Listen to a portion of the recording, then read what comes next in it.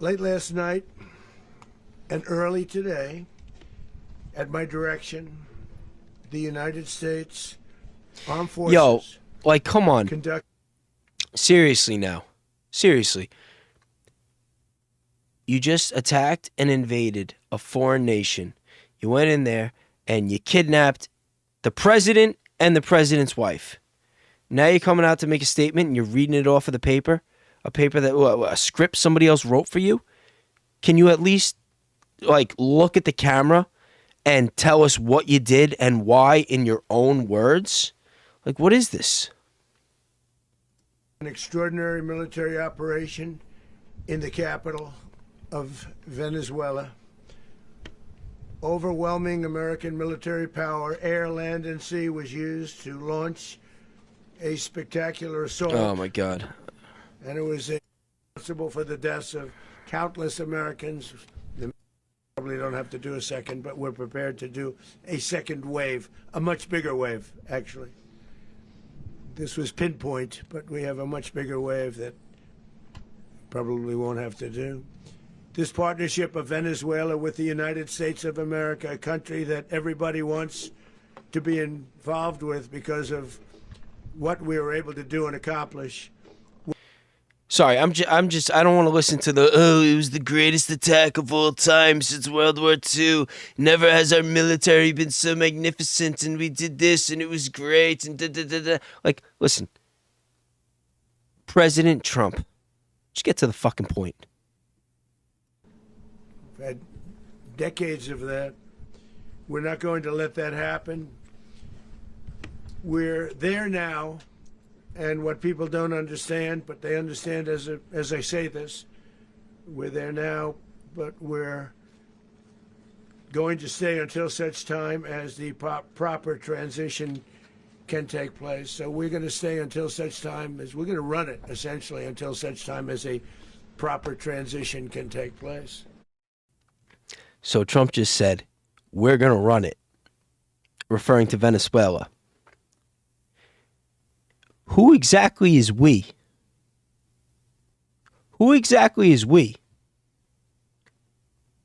Because this administration can't even run America. Now you're going to be running Venezuela as well? Is Venezuela also going to have some APAC handlers? As everyone knows, the oil business in Venezuela has been a bust, a total bust, for a long period of time. They were pumping almost nothing by comparison to what they could have been pumping and what could have taken place. We're going to have our very large United States oil companies, the biggest anywhere in the world, go in, spend billions of dollars, fix the badly broken infrastructure, the oil infrastructure, and start making money for the country. And we are ready to stage a second and much larger attack if we need to do so. So we were prepared to do a second wave if we needed to do so. We actually assumed that a second wave would be necessary, but now it's probably not. The first wave, if you'd like to call it that, the first attack was so successful, we probably don't have to do a second. What is going on with Trump? You guys think it's just aging, or you think that there's actually something wrong with him? You know, like he looks like he's slowing down a lot. But we're prepared to do a second wave, a much bigger wave, actually. This was pinpoint, but we have a much bigger wave that probably won't have to do. This partnership of Venezuela He could just with be the run United down. States of America, a country that everybody wants to be involved with because of what we were able to do and accomplish. You know who didn't want to be involved with America because of what you're able to accomplish? Venezuela. The people of Venezuela rich, independent, and safe. And it will also make the many, many people from Venezuela that are living in the United States extremely happy. They suffered. So much was taken from them. They're not going to suffer anymore. The You know who else is suffering and having so much taken from them? America. The country that elected you president. illegitimate dictator Madura was the kingpin of a vast criminal network responsible for trafficking colossal amounts of deadly and illicit drugs into the United States. Okay, that is a crock of shit. That is a crock of shit. Well, maybe not a complete crock of shit. Deadly and illicit drugs, like, yeah, I guess cocaine's kind of deadly. But, you know, the drug problem that America has been facing for the past almost 20 years is the opioids. The opioid epidemic, now the fentanyl epidemic. That's the problem. And that has absolutely nothing to do with Venezuela. They don't grow it. They don't manufacture it. They don't sell it. They don't even transport it. Venezuela is involved with trafficking marijuana, with trafficking cocaine, which you could say is illicit and illegal and deadly to an extent. But if you really wanted to go after the country that was bringing the illegal drugs and the deadly drugs and actually responsible for American lives, you'd be going into Mexico. Because the fentanyl comes from Mexico. Well, it comes through Mexico, I should say. A lot of it, they say, comes from China. But even still, there's drug factories in Mexico as well. But what, in all these years, and how many times did Trump say that he was going to invade Mexico if he had to, that he was going to designate the cartels as terrorists, and he was going to do this, do that? Basically, do with something resembling to what he did yesterday in Venezuela or this morning in Venezuela. But he never did it. He never actually went after the people that are bringing the fentanyl into America and actually responsible for American lives. Why is that? Would it have anything to do with the fact that the person running Mexico now is pro a specific foreign nation that seems to have Trump by the balls? You know, the same foreign nation that Maduro has, hasn't had the nicest things to say about in recent months and longer. Because I have a feeling if the shoe was on the other foot and it was the president of Mexico that was very, very critical of a specific foreign nation and things that they were involved in and things that they were doing and other people that were suffering at their hands, and that Maduro was, singing Trump and Bibi's praises, I don't think we would have went into Venezuela. I think we would have went into Mexico. That's why, listen, from a strategic standpoint and, the interest of America, the mutual interest of that foreign nation, I can understand why they want the regime change in Venezuela. I don't agree with it. I don't think it's good for Venezuela. I don't think it's good for us. But I can at least understand it because they are very rich in minerals and oil and natural resources. And you obviously, if America has the opportunity to get control or get involved with those resources and that oil and profit off of it, it's they're going to see as a good thing, especially when you consider the alternative that they might get involved with China or Russia. Because it's not just about what you're getting from Venezuela. You got to look at the whole swing. It's what you're keeping your opposition from getting control of and benefiting off of. So I understand that. But don't lie to us. Like, don't say, oh, they're responsible for the drugs and Americans are dying because of them and blah, blah. Like, listen, that's a crock of shit. This is greed. This is greed and this is strategy in this fucking real-life game of risk that America has going on with China and Russia. That's all it is. In fact, if you really wanted to go after the people that were responsible for the deaths with the opioids and the fentanyl, you wouldn't even have to leave the country. You would have just arrested the Sacklers. We would have had some accountability within Big Pharma. But that didn't happen. Well, they get fined. you know? And I don't know how old you guys are. I don't know the demographics of the people that watch my content, but it seems to me that there seemed to be this running parallel between the time that opioids really started becoming more popular in America and people started having more of these problems with them, and the American military's time in Afghanistan, where over 90% of the opium was grown. So you really have to ask, who was really responsible for the opioid epidemic?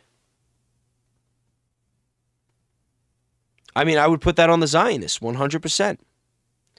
The Zionists and the neocons. Everybody who was responsible for us going to war with Afghanistan, and everybody who was in charge during our time there. Because I think they brought the opium in. I think it's very obvious. When you look at the timelines of how everything went down.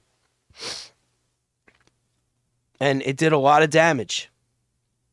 So yeah, as somebody that grew up watching it and went through it and lost more people than you can imagine to opioids, I don't want to hear this bullshit.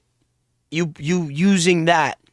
It's like you're basically using people that I know and their death as your excuse to invade a sovereign nation and basically act like a bunch of fucking pirates.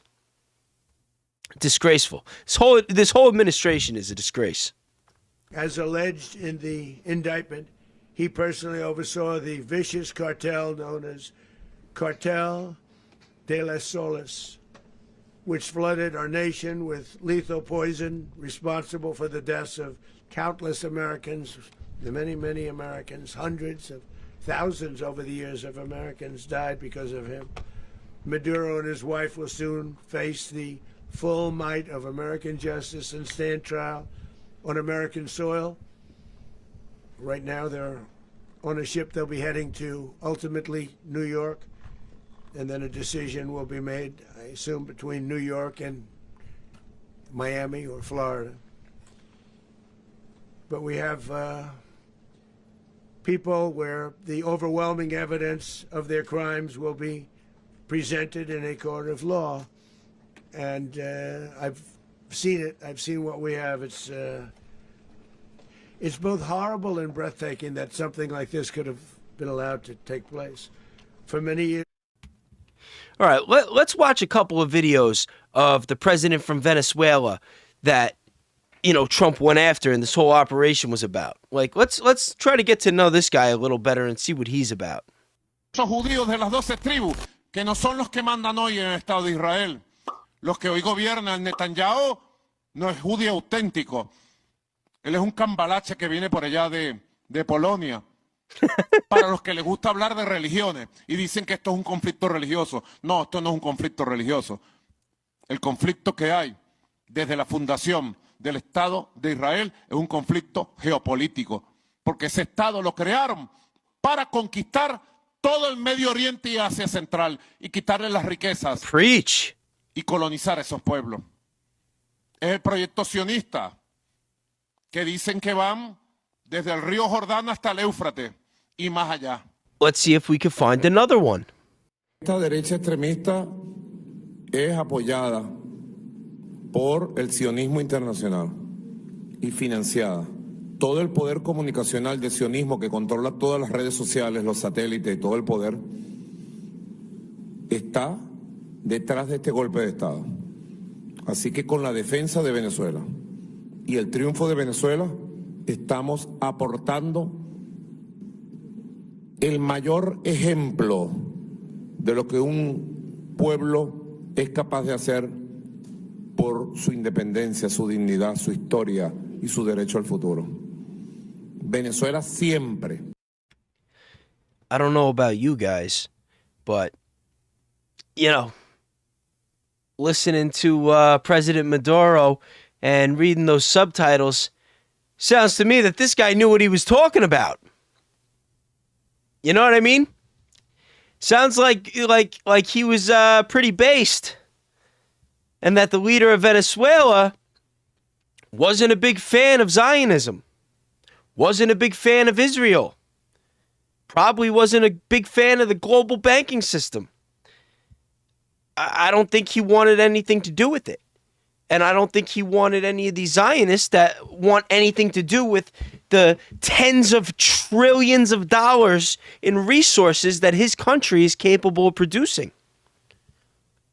And just think about this for a second, okay? They're saying that Venezuela is able to produce all this oil. They got all these valuable resources. If they have all this oil and all this valuable resources, then why would they want to run drugs? You know? Especially because they're not even producing them. Why would the president want to take that risk? Especially after Trump started blowing up the boats and said, you keep doing this, well, I'm going to come after you. And he had to have known that they were capable. Why would he do it? You know what I mean? It doesn't make sense. It doesn't make sense. You know? They are absolutely lying about their motives behind wanting to get this guy and take over Venezuela. It has nothing to do with drugs. It never did. In fact, I don't think that Venezuela had anything to do with the drug problems in America. Were there some people that were shipping marijuana and cocaine? Maybe. Does it justify what Trump did? Absolutely not. Did he do it because of the drugs? Absolutely not. Because if he was willing to do this over drugs and protecting Americans and all these poor Americans that are dying from the drug and the fentanyl and the opioids, he would have done this in Mexico. He would have done this in Mexico a long time ago. No, this is about money. This is about resources. This is about this like real life game of Risk that they're playing with China and Russia. And it is not about the interest of the American people. What's going on and what's the repercussions and the long-term effects of what Trump did this morning are not going to have any benefits on the American people. You know, and honestly, I find this insulting that they're saying that they're arresting him and that they're going to bring justice. Justice? You think this is bringing justice? All you're doing is just destroy, like, any shred of credibility that was left in our justice system. Just throw it out the window. It's gone. We do not have justice. We do not have actual law and order and honest courts. We don't have that in America. We have a multi-tier justice system. We have kangaroo courts, and we have corruption. We have a government that is run by pedophiles and criminals. Period. You know, all this talk that we heard over the years about how Trump was going to drain the swamp, it was all bullshit since day one. All he did was take out a couple alligators and replace them with some crocodiles. And that was it. You know, anybody who's old enough to remember when Trump first ran against Hillary was under investigation over the whole Benghazi issue, which, you know, I'll cover that another day. That's a whole other can of worms. But there were a lot of people that believed between what went on with Benghazi and her whole private server scandal that Hillary committed a lot of crimes and she probably would have went to jail. And there was a lot of lock her up chants. And, you know, Trump at the Al Smith dinner in 2016 made the famous joke, oh, Hillary bumped into me in the lobby and said, pardon me, which was really funny at the time. But, you know, my point is, 10 years that Trump has been in and out of office, and this is his second time in the presidency, and there was never any accountability, not even for Hillary Clinton or Bill Clinton. You know, like all these years, all these different crimes, all of these murders, and there's never been any accountability within our government, within our system. And it's just crazy because especially with Epstein, you know, Epstein is the one that really makes everything so obvious. If there was ever a time to drain the swamp and ever an opportunity to really drain the swamp and show that we have an honest system, that the system works, that the government cares about the people and doing the right thing, and that there is justice and that there is law and order, it would have been with this whole situation with Epstein and getting accountability. And now years later, ever since this guy's been arrested, and there hasn't been a single arrest. They just cover it up. They just cover it up.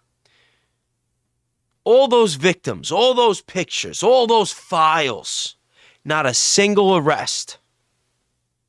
But then you go into a sovereign nation and kidnap the president of that nation, commit a war crime so that you could steal his oil and steal the country's resources, and you get to the podium and you a bunch of fucking assholes getting all proud like you did something good. Well, yes, we're gonna bring justice. Our military's never been so magnificent. This operation was phenomenal. Blah, blah, blah. Yo, you guys are a bunch of every single one of you.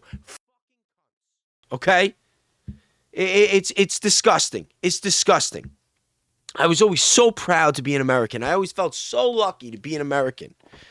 And no, because you guys are scumbags. You're evil. Both sides. Republicans, Democrats, none of you are doing the right thing. None of you are doing the right thing. It's like you're turning America into this godless shithole that's run by people trying to usher in the Antichrist. You know, it's like crazy. It's crazy. I don't understand this. I don't understand this. All those files, all the whole web, like everybody knows. Like Whitney Webb wrote the fucking book about this, and not a single arrest. And then, you're gonna arrest Maduro? It's like, and just wait. More information is gonna come out. They're gonna find out all the people that the government and the Clintons to try to cover this shit up, from Iran-Contra to Whitewater to 9/11, because we know that was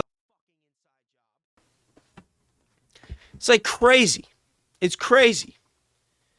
And then you get these people that just think Israel is just doing everything. It's like, yeah, really? You think America's just that weak? You think they're that stupid that they just allowed themselves to get blackmailed? Or maybe is there just like a faction of scumbags in Israel and a faction of scumbags in America that just happen to work for the same group of scumbags at the top that just make all the other decisions? And that all these elected officials that we have are a bunch of puppets. That's what I think. Isn't that what the deep state really is? And not a single one of you has any integrity. None of you have the balls to call this shit out and do what's right, because you don't care about us. You don't believe in God. You know, it's not me. Listen, I don't care. Assad could kill me tomorrow. I don't care. I will never sell my soul. I'm not going to shut up. I'm not going to stop talking. And I'm just getting started. Wait till I start doing lives. Woohoo! Gonna have a lot of fun. We're going to talk about a lot of different things that a lot of very powerful people don't want people talking about. But this is a joke. Venezuela was never about drugs. He didn't save any Americans by doing this. If anything, it's going to cost us money. You think these scumbags take all the resources that they're going to start shelling it out to all of us? They're just going to cut our deficit in half? No, they're gonna find more excuses to take more of our hard-earned tax dollars to pay for stupid shit.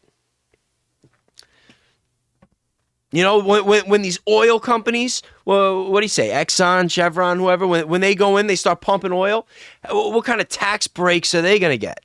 Using our tax dollars to fund any of this? How is that gonna work?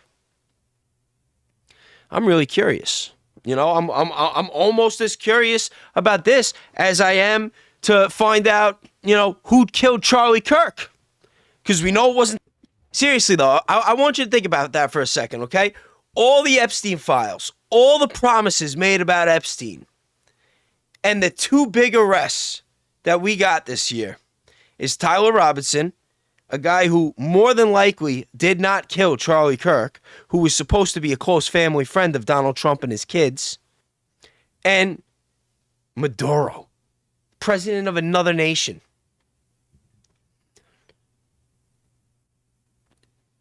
It just, I think about this and it just makes me sick to my stomach. makes me sick to my stomach that I fell for this bullshit. Like, I just can't believe I fell for it. Like, I believed in Trump. I believed in this administration. I believed in my country. And it was just all lies. All lies. You know, and it just really makes you wonder, okay? Because we've seen so many lies, and they get caught in them time and time again. Now they're lying about Venezuela. They're lying about the Charlie Kirk case. We got them red-handed lying about Epstein. They lied about COVID. Like, what else did they lie about? At the very least, they lied by omission about 9/11. You know, you just keep going back. They lied about Iran-Contra. They lied about Whitewater. They lied about JFK. They lied about Martin Luther King Jr. You know, why wouldn't, like, all these lies, this kind of track record, and we see the continuity that's gone on and the people in power and the relationships and you know, the bloodline, especially when you talk about, like, the Bushes, the Rockefellers, the Rothschilds. Why shouldn't we question World War II? Why shouldn't we question World War I? Why shouldn't we question the Titanic? You know? Like, I'm being serious right now. Why shouldn't we question the moon landing? Like Watergate. Like, they set up Nixon. We know they set up Nixon. Bob Woodward, the guy who broke the story. We find out years later he's CIA. And now it's like we got Nick Shirley, who's like the modern day Bob Woodward, who they're trying to prop up. They're feeding him these stories. They're giving him all the Zionist bullshit. He's on Patrick Bet-David saying how he believes that the gays, trans, killed Charlie Kirk. Listen, Shirley. Okay? Like, at first, like the other day when I did that episode, I'm like, you know, I don't want to attack this kid. I don't want to question his integrity. He seems like a good kid, innocent enough. He's doing good work.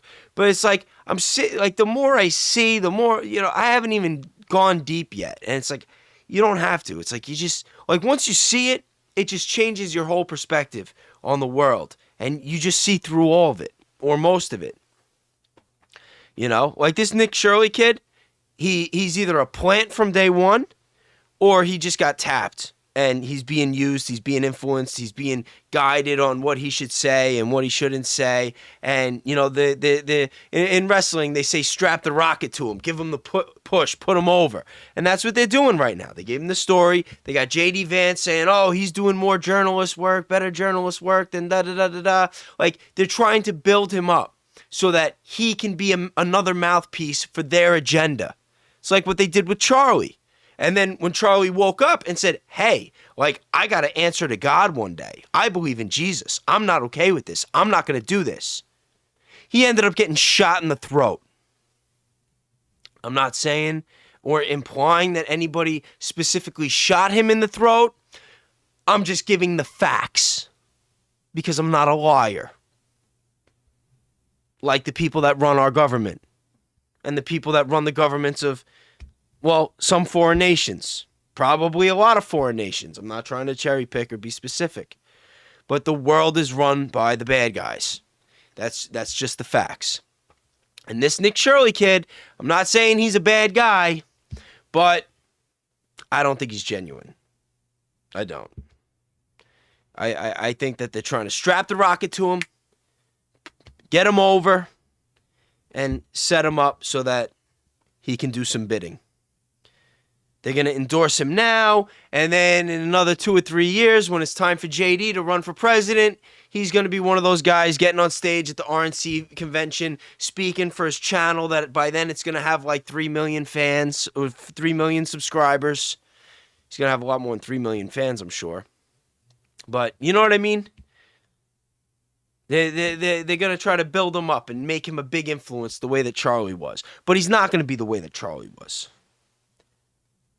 Because Charlie was a true Christian that believed in Jesus, and he believed in doing the right thing and speaking from his heart and not giving in to the scumbags. And Nick Shirley just seems to be dancing like a monkey, marching to the beat of the drum. At least from my perspective. I hope I'm wrong. I hope I'm wrong.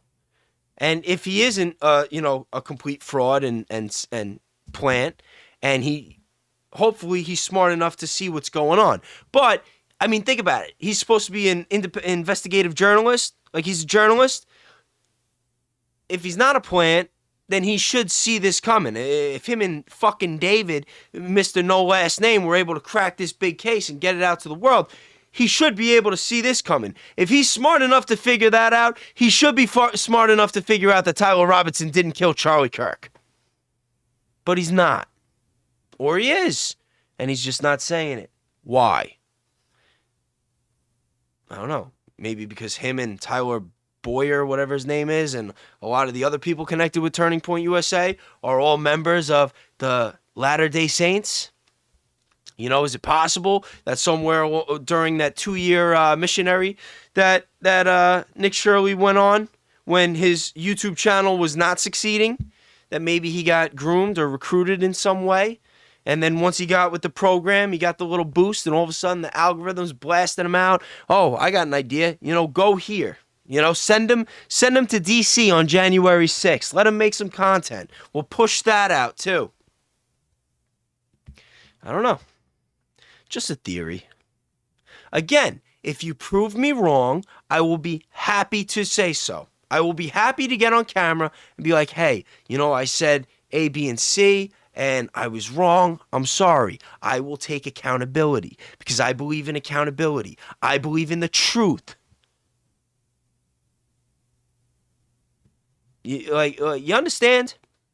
And I'm sorry for cursing so much before. I don't mean to be vulgar. I'm actually going to sit here and take the time. I don't know if I'm going to listen to the whole thing again, but there was one part of this where I was like, really like, F this, F that. And I'm going to edit that out because I'm not, like, this isn't some kind of shtick. I'm not just trying to, like, act over the top and, have some kind of, like, shock value and be that guy that, let's see what he yells about now. Like, no, these are my honest to God reactions and my honest emotions. Like, I'm just like, right now I'm just like, I'm pissed off about this. I'm fucking pissed about the way that our country is and where we stand and how we got lied to and how it's not even like they're just lying to us. They're lying to us while they rob us blind, while they're spraying our skies, while they're poisoning our water or not cleaning the poison out of our water, while they're forcing us to make our kids go to these schools where they get indoctrinated learning complete bullshit,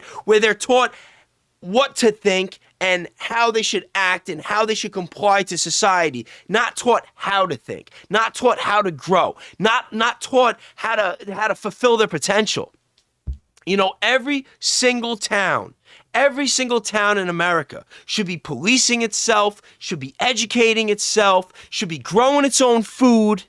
We should have our own doctors, our own lawyers, but we don't. Why is that?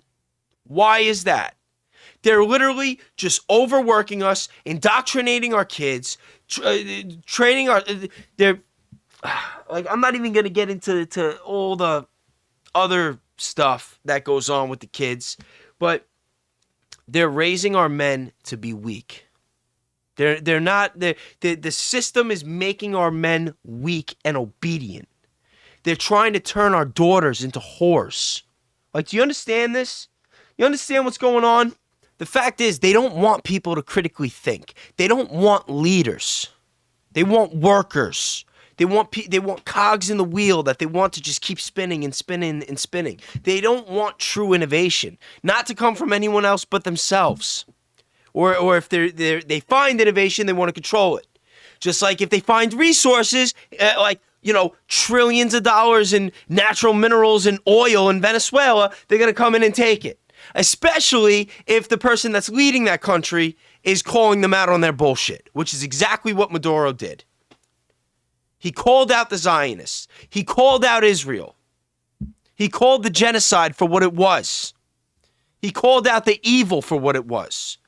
You can say whatever you want, and I don't know too much about Venezuela, but I heard from multiple people and I was very caught off guard, because whenever you hear Venezuela, you always hear about it being socialist and this, and it's so bad.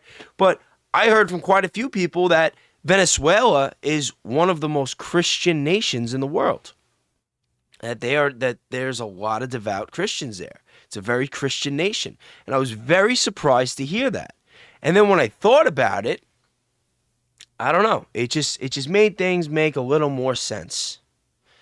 You know, I keep saying Christianity is under attack.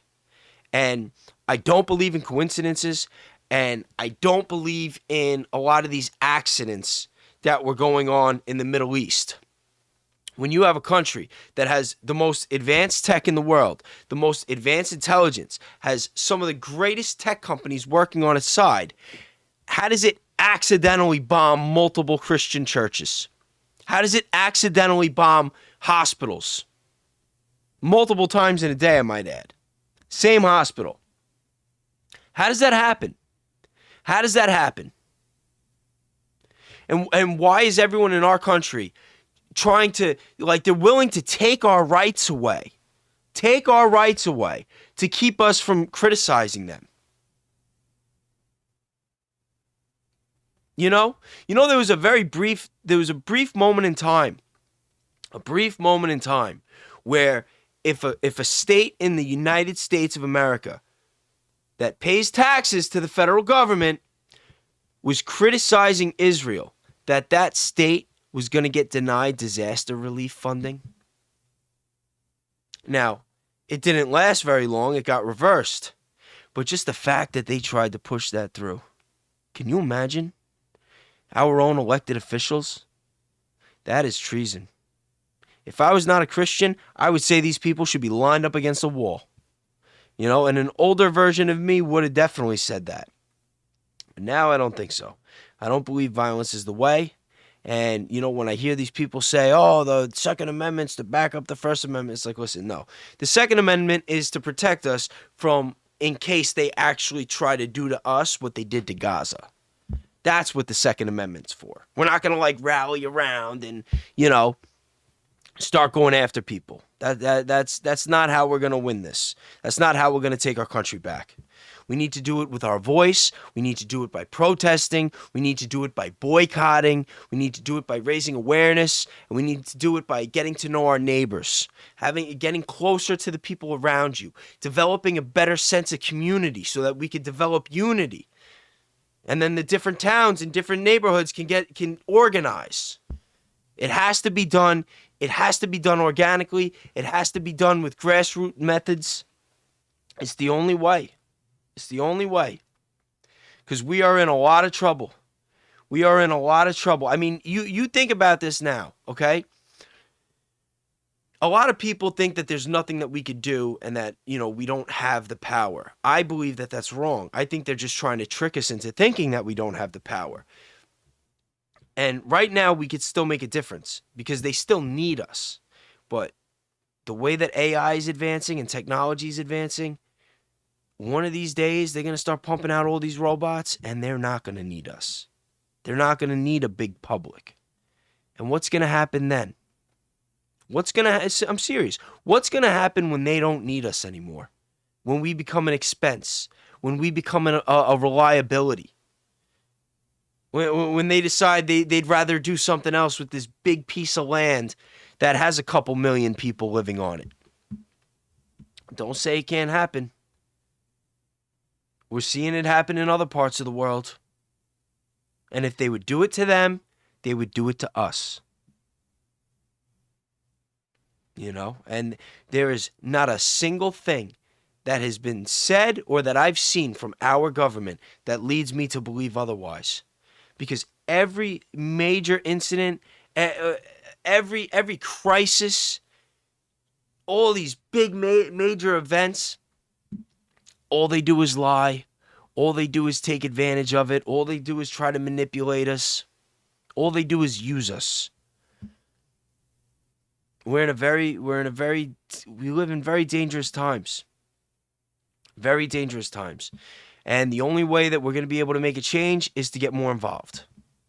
But a lot of people don't want to get involved. They're stuck on the mouse wheel. They wake up, they go to work, they sit in traffic, they go to their job, they come home, they're tired. If they have kids, they got to deal with the kids. It's like people spend the majority of their week just trying to get through their week. for maybe that 1, maybe 2 days off that they have, that they could just breathe and just try to enjoy things a little bit. Try to enjoy their time. Try to enjoy their families. Try to make their marriages work. People don't want to think about how evil and how bad the world is. It's the last thing they want to think about. But I'm telling you right now, you need to start thinking about it, because you might get through your life, but one of these days you're not going to be here, and your kids are going to have to get through this. And your kids are going to have kids that they have to worry about. If everybody's just worrying about what they could take from the system now, what they could get now, what they could get away with, oh, if I could just get by, I won't have to worry, I'm almost there. It's like, what kind of thinking is that? It's selfish.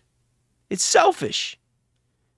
Like, really? Nobody wants to leave this world a better place than they found it? You know, you see it in society all the time. I see it all the time. Even in little ways that make me, like, I don't know. Like, maybe it's just the way that my mind works and the way I think.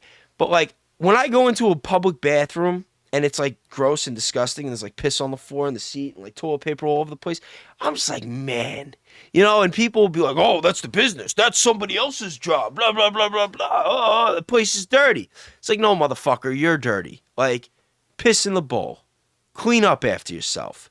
I'm not gonna lie. There's sometimes that I've gone places where I actually like know the business owner, or even if I don't know anybody that works there, but I just really like what they do. Whether it's like good food or you know, like whatever, for whatever reason. If there's a business out there that I go to and I actually like really appreciate that place, and I go in there and the bathroom's disgusting, there have been times I'll fucking clean it myself. I know I probably sound like a crazy person right now, but it's the God's honest truth.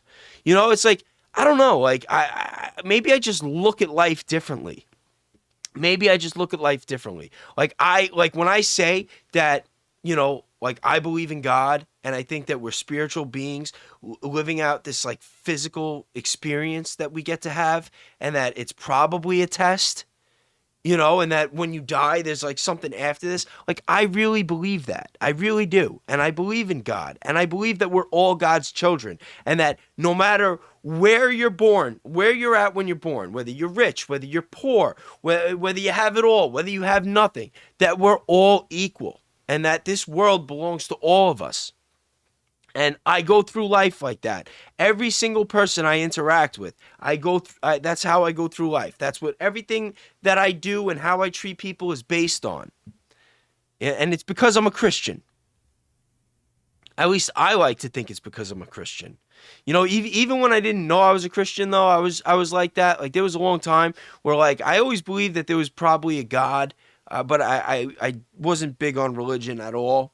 And I was still the same way. But once I really found Jesus, then I realized that, you know, like, I believed in him all along. I just didn't know that I believed in him, if that makes sense. I know that probably sounds kind of weird. You probably don't get it, but I get it. Like, you know. But I really feel like this world is run by a lot of godless people, or a lot of people that just go about their life actively trying to defy God. You know, it's like they don't care. All right, but that was a pretty long rant. Let's get back to I got some other videos that I wanted to see too. So let's keep going. Okay, now this is a video by the channel InfoMotion, or MT InfoMotion, sorry. The video is called Venezuela's Untapped Fortune. I haven't watched it yet. It was the first one that popped up when I typed Venezuela into YouTube. Month old, only 223 views. So let's see. Country sitting on a fortune so vast it could reshape global markets and lift its people from hardship. What if I told you this nation was Venezuela, and this immense wealth has almost nothing to do with the oil that has defined its modern history? It is a startling thought, one that challenges everything we think we know about this troubled South American nation. Beyond the headlines of political turmoil and economic collapse lies a geological and ecological reality that is almost entirely overlooked. This is not a story about black gold, but about the glittering, powerful, and essential resources that lie dormant beneath the soil, within the forests, and deep in the surrounding seas. The world has long associated Venezuela with its colossal oil reserves, the largest on the planet. This single resource has been both a I didn't realize that Venezuela's oil reserves were the largest on the planet. Oh. See, that's what I mean. If they have this much oil and this much natural resources, their potential for creating wealth as a nation has a very, very high ceiling. Why would they be running drugs? You know, like on one hand, it means that they wouldn't, and the whole thing is bullshit, and it's America's excuse to go in there. On the other hand, it could just be that they got really bad leadership and that's why America felt the need to go in there. And, you know, again, I would love to give Trump the benefit of the doubt and believe that he's the good guy in this and that America's the good guys in this and that they're doing this to try to save the Venezuelan people. But, I mean, come on. Anyway, let's keep going with this video. and a curse, fueling decades of prosperity before contributing to a spectacular downfall. Yet, this singular focus has created a massive blind spot. The very same geological forces that created the oil also bless the land with a breathtaking diversity of other minerals. The country's vast, underexplored territories hold the potential for a second, more diversified resource boom. We are talking about the building blocks of the 21st century economy: smartphones, electric cars, green energy, and advanced manufacturing. Smartphones, electric cars, advanced manufacturing, maybe AI, right? Begin with the minerals that power our modern digital lives: rare earth elements. These 17 metallic elements, neodymium, dysprosium. They are not necessarily rare in the Earth's crust, but rarely found in concentrations high enough to make mining economical. They are absolutely essential for high-strength magnets, wind turbines, electric vehicle motors, phones, laptops. Venezuela's Guiana Shield, a massive ancient geological form. Again, what makes more sense? That the country that's sitting on the largest oil reserve on the planet and all these minerals and resources is running drugs that they can't even produce for whatever reason, right? Or that America would say that they're running drugs so that they could go in there and take over and get their hands on this. You know what I mean? Like, come on, what are we even talking about? In the south, rocks there are prime candidates for hosting significant rare earth deposits. If confirmed, Venezuela could rival China. China currently dominates over 80% of the global supply. Okay. Oh no, hold on. Let's hold on. I'm bringing this back a couple seconds. China is our number one competitor. And China's been playing some games with their minerals, you know, with all this tariff threats and whatnot and all this back and forth. So imagine if China got their hands on this, how they would be able to just take over the freaking economy and the advancements that they would have with technology. You know, there's no way America's going to let China get to this.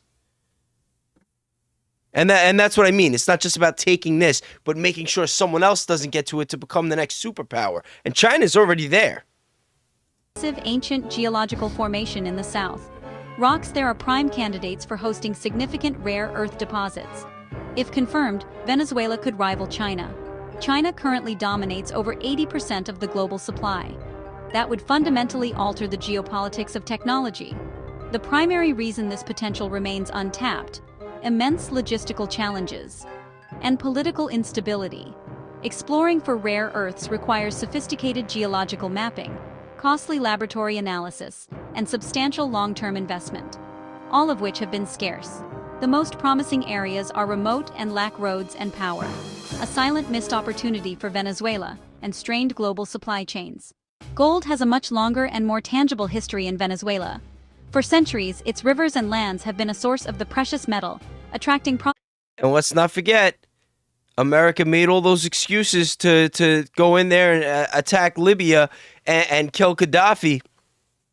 Gaddafi had a lot of gold. And he was another one that was speaking out against the Zionists and the global banking systems of the world. And fueling legends. Despite this history, the country's full potential is far from realized. While small-scale and So they often got illegal gold, too. mining is rampant in the south, vast tracts remain geologically unmapped with modern techniques. Experts believe deep within remote river basins and under dense forest cover, undiscovered large-scale gold lodes are waiting to be found. If properly surveyed and developed, these could place Venezuela among the top gold producers, generating billions in revenue. The main barrier is a severe lack of rule of law and security. Illegal mining, often run by armed groups, creates a dangerous, chaotic environment that deters legitimate, large-scale investment. Beyond gold, Venezuela holds immense deposits of industrial minerals like iron ore. One of the planet's largest high-grade iron deposits sits in the Amatica Forest Reserve. This resource can supply steel mills for generations. I just want to point out that this is a very informative video. Again, MT Infomotion. They are definitely getting a like and a subscribe because this is a really good video, and I'm hoping that they make a lot more like it. I think we could all learn a lot from creators like this. Material for construction and manufacturing, and infrastructure worldwide. Significant bauxite and nickel are also known. Venezuela's untapped wealth isn't just what's dug from the ground. It includes living, breathing ecosystems. One of the most biodiverse countries on Earth. Amazon rainforest, sprawling wetlands, cloud forests. These forests act as enormous carbon sinks, absorbing CO2 and stabilizing climate. Carbon finance and payments for ecosystem services can pay to protect forests. This green gold can support communities and preserve biodiversity. But it needs clear land rights, protected territories, and reliable monitoring. Today, illegal extraction, agricultural expansion, And according to the United States, it needs a little bit of democracy. Yo, for real. I believe that Trump went and did this over Venezuela running guns just as much as I believe that Tyler Robinson killed Charlie Kirk. and unclear tenure make it risky. Without governance and enforcement, monetizing conservation remains out of reach. Now, the deep sea, a largely unexplored frontier.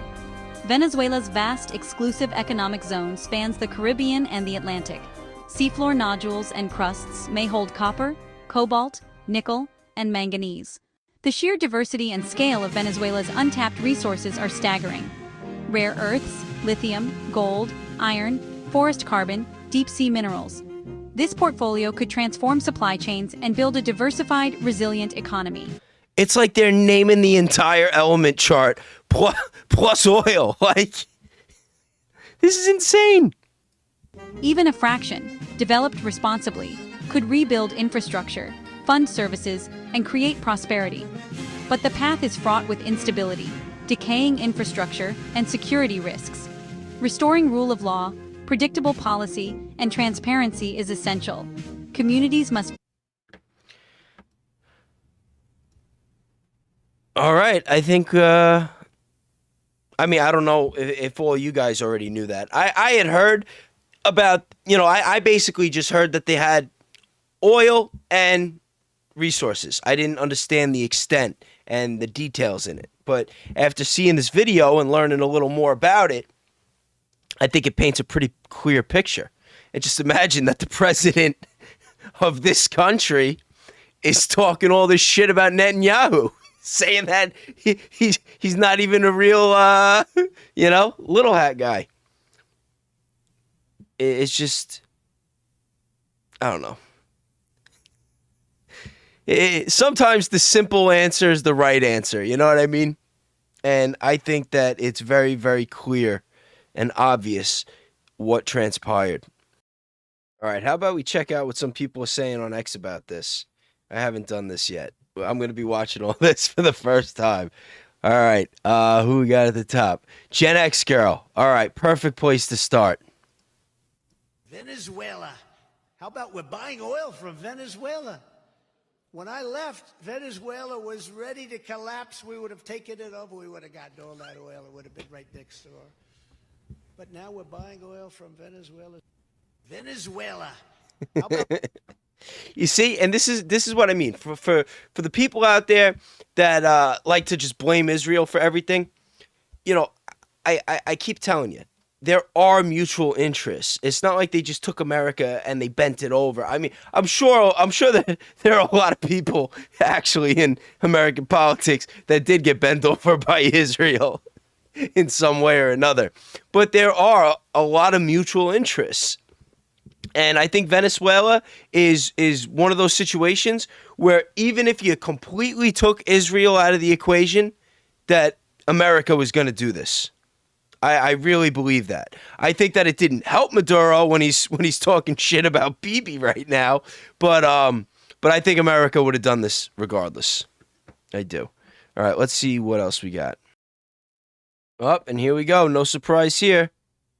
It's our boy Mikey McCoy from Turning Point. Here we go. No surprise here. Our boy Mikey McCoy from Turning Point.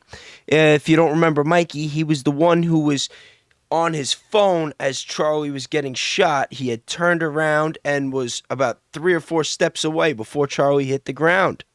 And now here he is giving his boy Nick Shirley the rub. All right, here's Owen Schroyer. I believe he used to work for InfoWars. Has become. And I'm all for people having different political opinions. I don't want to exist in a cult. You know, people are going to have different opinions than I have, and they're going to have different policies that they support, and they're going to have different things that they want to see done and different ways of getting them done. This is normal. We should all have different ideas, and we should be hearing different ideas. But to watch whatever it is now, formerly known as MAGA, the Trump base, turn into just slop-eating sheeple is really incredible. And if you're evaluating this from a psychological perspective, there is probably no greater testament to this being the case than what we're seeing today. This is a regime change war. This is a special interest regime change war for the oil companies. This is a foreign interest regime change war for Israel. That's what this is. And so if you support that, then that's fine. See, again, I agree with everything that he said except for the part where he says for Israel. Not everything is about Israel. And when you look, I mean, Israel likes to make everything about Israel, no doubt. But in the grand scheme of things, it's really not. And when you look at all those resources that Venezuela has and how the ability that it has to swing the pendulum as far as like superpowers on a global scale, I feel like America does this with or without Israel. I do. I really do. Like just seeing their history, seeing what they've done over the years, and you know, I think this specific case is a situation where it's, or I should say, this specific situation is a case where it's a matter of mutual interest. That this isn't just Israel telling them what to do. I don't believe that. I agree with everything else he said, and I've never followed Owen Schroyer. I've heard about him just from people that I listen to talking about him, if he's the one I'm thinking of that used to work for Alex Jones. But I hear nothing but the best things about this guy. So, but that one specific detail, I kind of disagree. You have every right as an American to express that opinion and to support that policy from Donald Trump. But don't kid yourselves. Don't become dishonest and people that are lost in a world that doesn't exist. Oh, Trump defeated communism. No, he didn't. Did we end the welfare state? Did we stop all the foreign aid? No, he definitely did not. Next? This was not about communism. Stop it. Oh, he's stopping the drugs. He's stopping the killer drugs. The CIA runs the narco game. that is true. Pharma, the COVID-19 vaccines, where are the drugs coming from? They're coming from Mexico. Oh, it's about ending the drugs. Stop it. Just admit what it is, and if you support it, then that's fine. But see, the fact that they can't be honest about what it is, that's the psychological tell. They are in denial. They know. All right, so me and Owen are pretty much on the same page about all this, except for the part where he's claiming that this is for Israel, which, you know, who knows? Maybe it is. Maybe despite all the resources, the fact that he said something mean about Bibi is what made this happen. Maybe Bibi was sitting there like, Venezuela, leave him alone, leave him alone. They could be our ally one day. Maybe we won't even need America. And it's like, wait, what? What'd he say about me? Trump. If you don't go in there right now, no, tonight, I want him tonight. If you don't have him in custody tonight, I'm putting out the photos. No, not that photo. No, not that. You know what, Trump, you know what photo I'm talking. Yes, I will. Tonight, you hear me? Tonight, click. I'm fucking dying. See, I crack myself up. You gotta make yourself laugh. Like, you can't take everything too serious. I used to take everything way too serious, and then I just, like, let go and let God, as they say, you know? And then just be a good person. It's all gonna work out. All right, I want to hear what else Owen got to say. Been deceived. They know this is not what they voted for. They know this is everything that Trump stood against. And here we are again today. And you know what you have in the streets? Foreign flags. Foreign flags in the streets. When do Americans get their day to celebrate? When do we arrest the deep state? When do we arrest all of the Epstein clients? When do we arrest all the billionaire elite pedophiles? When do we drain the swamp? When do we arrest the people that facilitated the border invasion? When do we arrest the people that put innocent Americans in prison for speech? When do... You know when I think we do it? I think we do all that when all of the people that are making this kind of content and doing this kind of research unite and we form our own party. That's what I think. That's what I think.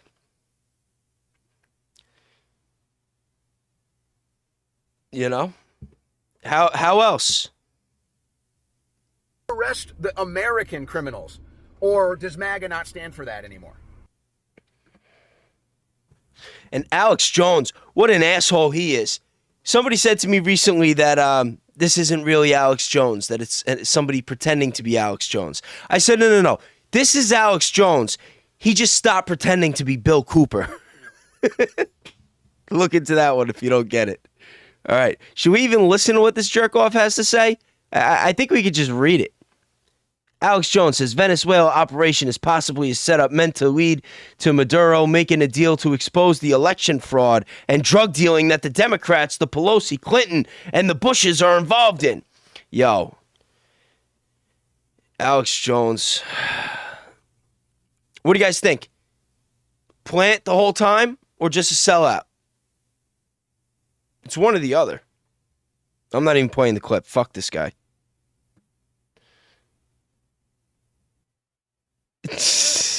Don't cry for me, Venezuela. Erica Kirk sings as she is made interim president of the country just as Charlie wanted. Yo!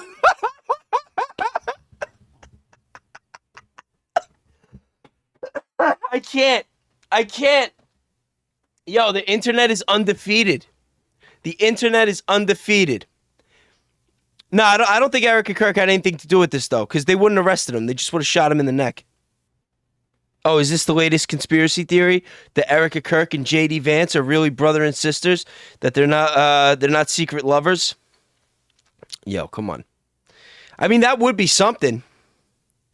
It's pretty funny, actually, but can't take this stuff serious.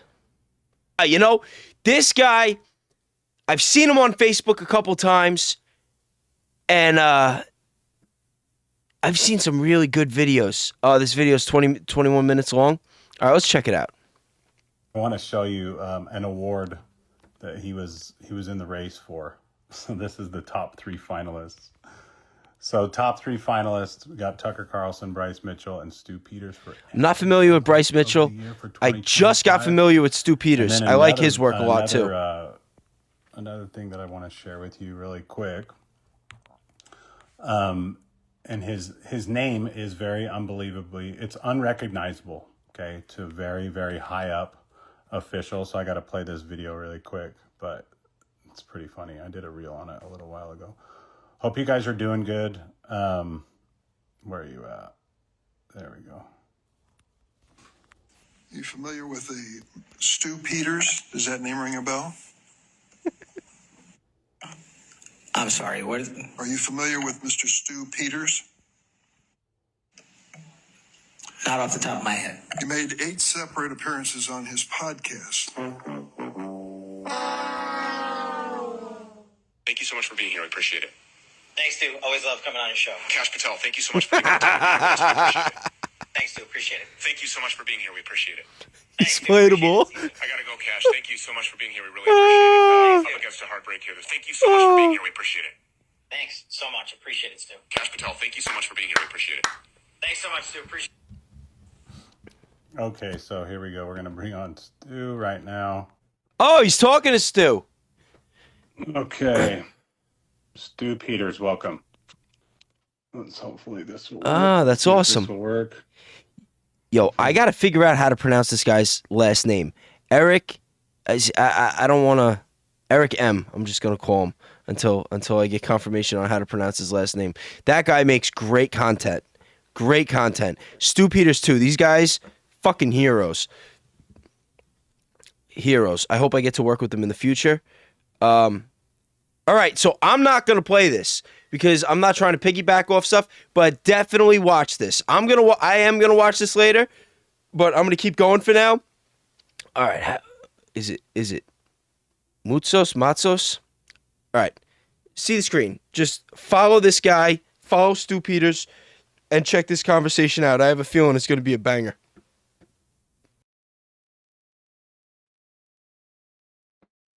All right, short clip. We could play this.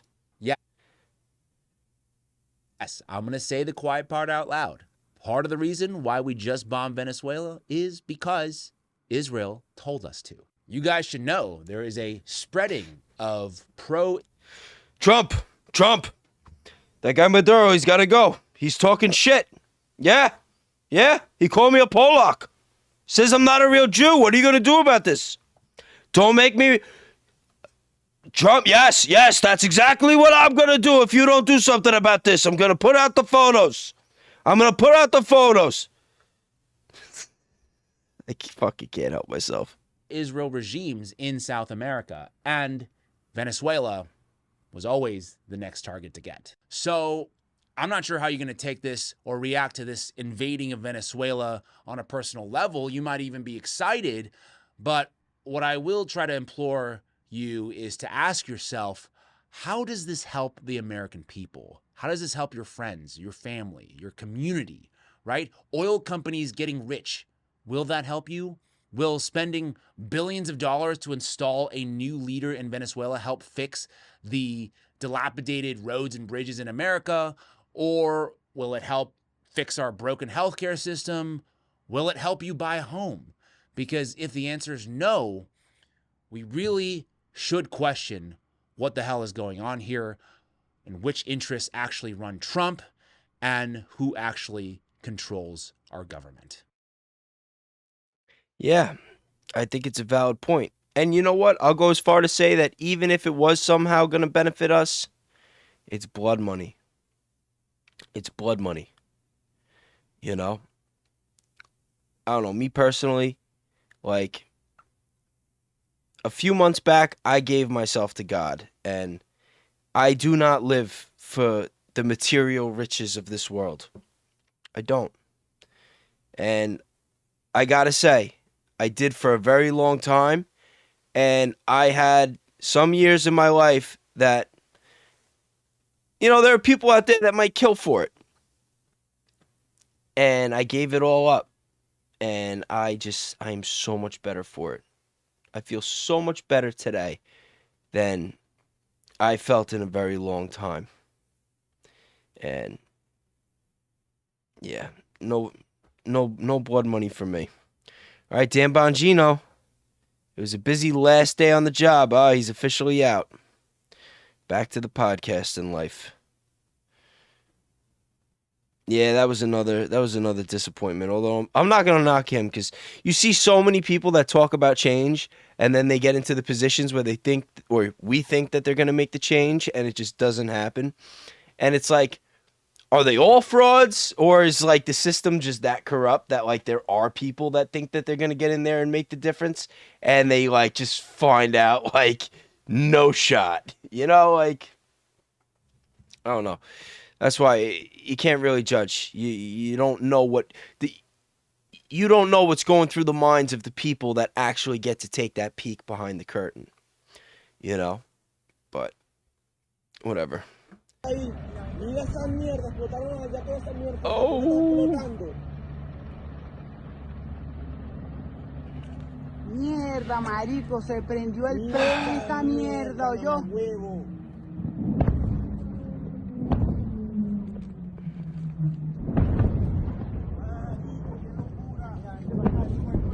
It's crazy. Crazy the world that we live in. Removing Maduro definitely made more sense than anything we did in Iraq or Afghanistan, but still don't lie. This is for oil and the petrodollar. This isn't about drugs, narco gangs. Just be honest. Is Tim Pool trying to get a little redemption, or you think he really believes that? Whatever, I don't know. Still fuck that guy. Ah, the man, Ryan Matta, another guy that I love. Let's see. The ability to fly in with ability to fly. A big shout out to my man David J. Riley, goes by @RealDavidRiley over on X, and he had laid this out perfectly. He says President Putin should do to Zelensky what President Trump just did to Maduro. Yes. Tweet. And if you got to see this picture, it's got Zelensky over here. It's epic. And that's exactly what President Putin should do. So Trump just laid it out. He just showed the entire world that, hey, we don't have to follow international law. We can commit war crimes. We have the ability to take over your airspace. We have the ability to block off all ships and any access coming in to and from your country. And then we have the ability to fly in with military precision and then extract a war criminal, which is Vladimir Zelensky. So hopefully Putin is watching this. Putin, the American people got your back. We pray that you go in and you take out Zelensky, and feel free to take out any other generals. And if by happenstance you come across the U.S. Senator or Congressman, please take them back to Russia and charge them with the war crimes that they've actually committed. We'd be grateful on behalf of all of the American people, about 99.9% of us, except for the ones that wear the tiny little hats. We would absolutely love you to come in and just take all of Ukraine. Take it all for yourself, put up a little buffer zone, make it beautiful. And if you really wanted to win over the hearts and minds of the Americans, you could offer them, I don't know, say 10 acres of land for like $10,000 plus free citizenship. So that way we could come over there and start a new life. Anybody that has, I don't know, let's just say over 500 or over 100,000 or a full Bitcoin in their bank account would be able to come over and immediately get citizenship and a piece of property. Well, that would probably win over the hearts and minds of a lot of Americans. So you can come over to Ukraine and then meet a beautiful Ukrainian woman, since they killed all the men over there. So I'm sure there's a bunch of beautiful single women. Get a nice big piece of property and then have a little bit of money to help build some infrastructure. That might not be a bad idea, Putin. You might be onto something there, brother, because I have a feeling there'd be probably about 50 million Americans that would be willing to read. See, there's one thing in there, and I'm not trying to be critical of Ryan in any way or anything. Like, I love this guy. He does great work. And, but one thing that he said that I had like a natural reaction, when he was talking about Putin going in and taking Zelensky, 100%. Fuck that guy. But as far as American congressmen and American elected officials, I don't want them getting taken in by Putin or any of these foreign nations. Because, number one, it's still a matter. Like, listen, I have no problem saying that I am a Putin sympathizer. I think he kind of keeps the world in check to an extent. But at the end of the day, I'm not going to sit there and hope that Putin gets his hands on an American elected official, because that is still, like, this is still America. That is still a matter of national security, okay? I would hope that we would do that. You know what I mean? Like, I don't want foreign leaders taking people with our secrets and our stuff. No, I want our people to take control of the situation. Like, it's still America first. And again, I don't have anything against Putin. I think that what he's doing, I don't think he's wrong. I mean, listen, as far as the death and everything, I don't want that. I'm not saying that like everything that comes with it is wrong. But I mean, as far as the geopolitics that are involved, promises were made to the Soviet Union when it collapsed, became Russia, and promises were broken. And Putin, as a leader of a superpower, they kept going to his gate. You know, like that's what it is. They kept pushing the line to his doorstep, and eventually, you know, like whatever. I'm not trying to see when it comes to these topics where there's like a lot of death on both sides. In the back of my mind, like even though I have my own opinions on things, I empathize with the victims and their families, and I care more about that than I do my own opinions. So sometimes I got to kind of put myself in check because, you know, it's even when I want to talk, it's like, oh, but, you know, and it's just like my mind, like reminding me, it's like at the end of the day, people are losing their lives, you know, it's just terrible. I just want it to all stop. I want it to all stop. I understand why Putin did what he did, and it sucks that it's the people, the civilians, that have to suffer, and that he should have just gone in and scooped up that little fucking fairy.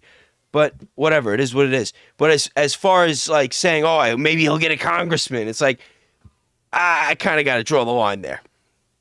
I just do. But anyway, love Ryan Mata. Guy's the man. Just disagree with him on that one little part. Turning Point. Yo, isn't Turning Point supposed to be all about spreading Christianity? No, they're just gonna spread the pro-Zionist propaganda. I'm not playing music. Look at this. Straight propaganda. They got the country music going. Ended Venezuela's narco regime poisoning America. Again, Venezuela was not poisoning America.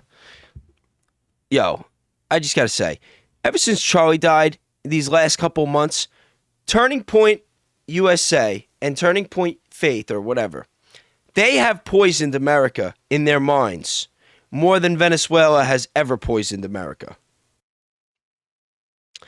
Yo, I don't even have to play the volume and hear this guy talk. Like, you just see his name and you read the words, and it's like you could kind of hear it. Like me, it's like the fiery the angels fell deep and thunder rolled around the shores, burning with their fires of the orc and the gay frogs and the interdimensional beings and then I took Trump's dick and I saw it over there and it transported over here because BB's new alien space tech that they got from Israel, and I stuck it up my ass and blah blah blah. Like this jerk off. All right, I'm gonna play one more clip and then I'm done with the clips. Let's see. That Maduro, most people didn't know this, whatever his many faults, I wouldn't hire him as an economist, okay?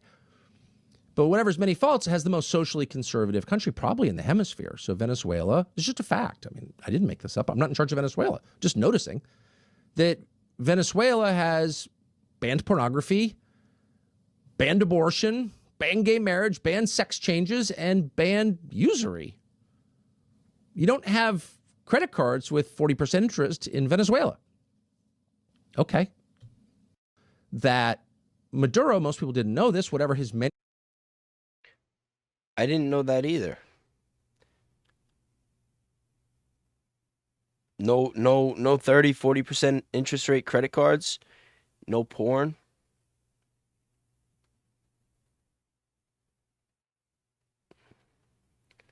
No wonder Israel wanted to get rid of him so bad. And I'll tell you one thing. I am not a gambling man. But if I had to make one bet this year, I would put the house on the fact that the next leader in Venezuela, next president or whatever they got over there, is going to be pro-Israel. Mark my words. So what do you guys think about this situation with Venezuela and what Trump did? Do you think he did the right thing, the wrong thing? Why do you think that he did it? What do you think played a bigger part in the decision?